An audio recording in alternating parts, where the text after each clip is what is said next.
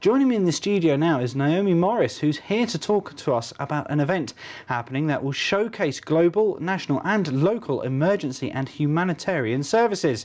Well, first of all, thank you, Naomi, for joining us. I mean, that's quite a mouthful that we had there, but just give us an overview exactly what's going to be going on. So at the University of Portsmouth on March the 15th this year, there'll be open day, which is completely open to everybody, general public. I want as many people there as possible, showcasing all of the great work completed by emergency response personnel, both nationally and internationally. Excellent. I mean, and that's the thing as well, that many of our emergency services have quite unique or valuable skills that are needed away from home. Hugely. And one of the things that we're trying to look at the moment is how our domestic response and some of the skills that we have more locally and nationally can lend themselves into the international work that some of us do. A really nice example of that is there'll be an organisation there called UK Med that utilise members from the National Health System roster to deploy internationally in our UK field hospitals to crises like the Ebola response and potentially sort of longer term down the line humanitarian responses like some of the refugee crisis and those that are injured coming out of areas like Mosul in Iraq. So it's really nice to see how the community and the resilience that we can build up in the communities. There's a lot of volunteer agencies that work in that can get more engaged with some of what we refer to as our frontline responses, so fire, ambulance, police.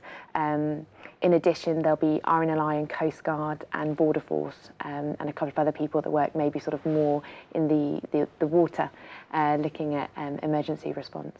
So maybe it'd be quite interesting to see how all those different agencies and different sort of responders work together. Exactly.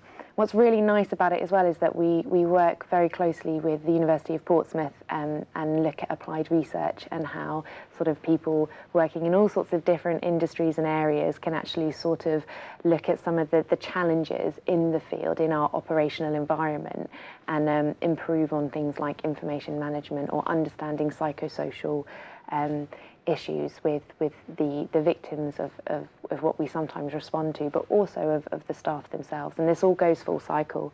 So the day's about bringing all of that together, and the emergency responders, people working in research, maybe businesses, and also colleges and schools, sort of people who maybe are thinking of going into that area of work, or just people who are interested in all the diversity within it.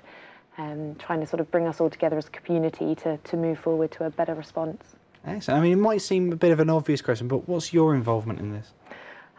So I'm very fortunate. I am a paramedic. I work locally in the community, so I get to have the sort of frontline operational response experience. In addition to that, I work at the university as a Fellow of Humanitarian Response, looking at the international elements of some of the things we do. I have a background with the UN and various NGOs working in complex environments like Iraq and Afghanistan, really sort of seeing how we can improve both sides, domestically and internationally, what we do. So it sounds like you've got experience yourself of sort of going out to space. How does working internationally compare to sort of your domestic responsibilities?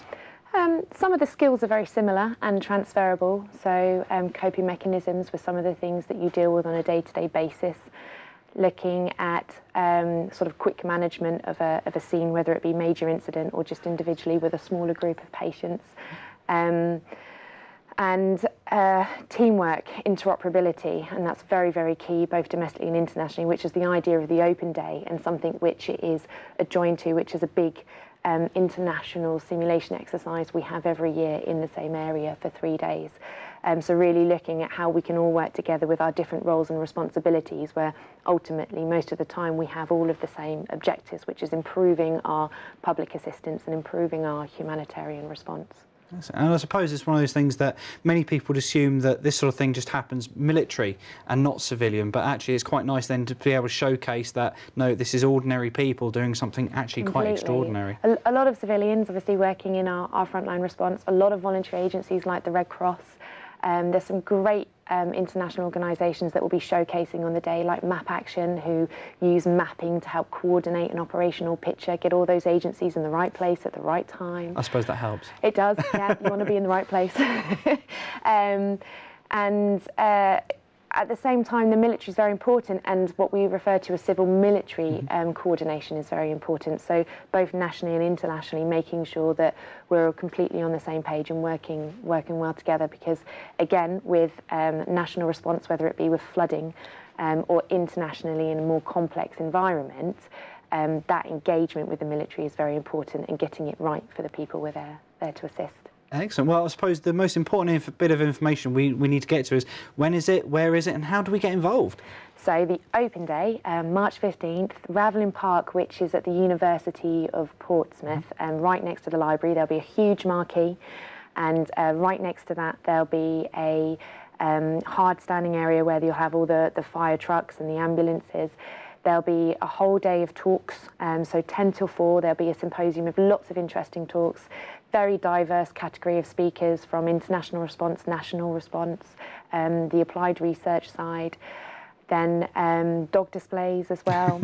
So 10 till 4, Ravelin Park, University of Portsmouth, and there is information available on the website. Excellent. Well, that's all the time we've got for now, but thank you very much for coming to talk about us. As I say, it sounds absolutely fascinating. Thank you. Thank you.